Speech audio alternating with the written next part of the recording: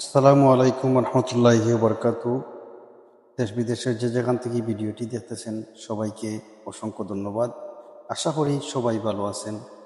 আজকে আপনাদেরকে দেখাইমু লাউতলা রসুলপুর স্কুলের পাশ দিয়ে বয়ে চলা সেই নদী, যে নদী গ্রামের ঐতিহ্য এবং অনেক সুন্দর একটি নদী।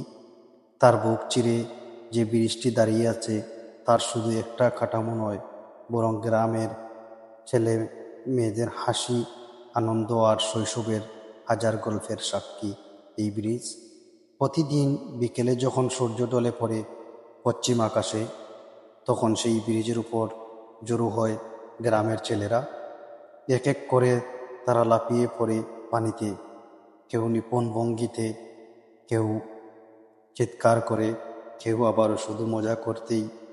চারপাশে ছড়িয়ে পড়ে জল ছিটাছিটি, আর সেই সঙ্গে গগনভেদী হাসির শব্দ। একসাথে এভাবে খেলতে দেখা এমন দৃশ্য এখন আর শহরের কোলাহলে খুঁজে পাওয়া যায় না। প্রকৃতি আর প্রাণের এমন এক মেলবন্ধন যেন চোখে একখণ্ড কবিতা হয়ে ধরা দেয়।